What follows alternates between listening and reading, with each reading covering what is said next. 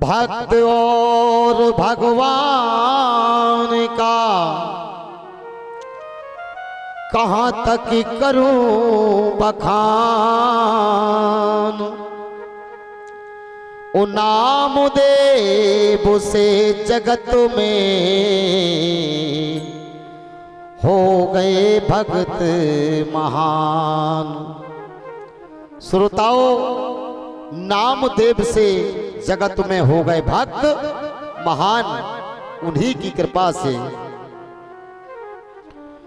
हो गए भक्त महान। निभाया युगों युगों का साथ। ओ प्रभु पत्थर की शिला से प्रगटे विठल नाथ। बंधुओं, जब भक्त नामदेव ने संत शिरोमणि रविदास जी महाराज की भक्ति की, तब क्या होता है? देख भाव भक्ति प्रभु, हेलो, देख भाव भक्ति प्रभु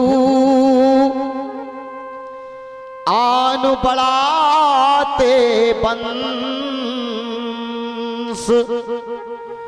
उस घर सुत के भेष में रहता ईश्वर अंश। जहां भक्ति का प्रभाव होता है वहां पर ईश्वर का अंश अवश्य होता है। इसी प्रकार से भक्त नामदेव ने सतगुरु महाराज का भजन करते हुए और प्रभु की प्राप्ति की है। देखिए किस प्रकार से की है। इस भारत वर्ष में पंढरपुर नामक, क्या पंढरपुर नामक एक ग्राम स्थित था। उस ग्राम में एक दामा साह सेठ रहते थे। कौन रहते थे? एक दामा साह सेठ जी रहते थे। उनके यहाँ कपड़े का व्यापार चलता रहता था। उसी से उनकी दिनचर्या गुजारा करते थे।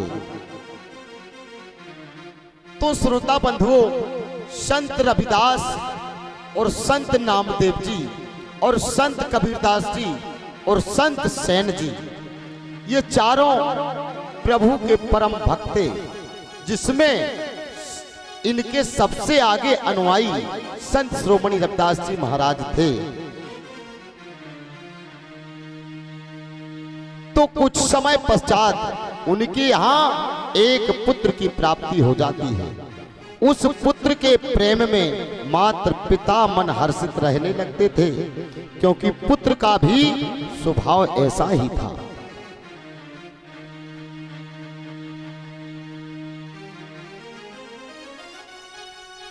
तो नामदेव का जन्म से जुड़ा प्रभु से तात। भक्त नामदेव, नामदेव का जन्म से जुड़ा प्रभु से तात।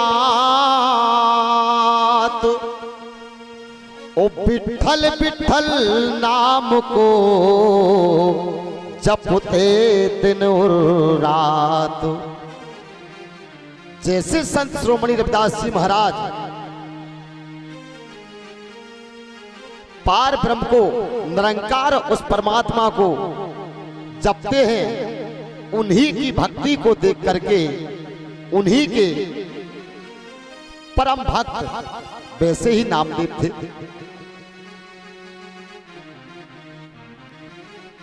तो बंधुओं, परम भक्त नामदेव बचपन से ही हरि भजन में मस्त रहा करते थे। सोते जागते समय विठलाय नमः का जाप किया करते थे। ऐसी कोई भी घड़ी व्यतीत नहीं होती थी कि जिस घड़ी में प्रभु को याद ना किया हो। प्रभु का स्मरण ना किया हो, उस परमात्मा का सुमरण सदा किया करते थे और रोज संत श्रोमणी रविदास जी महाराज के चरणों को नमन करते थे।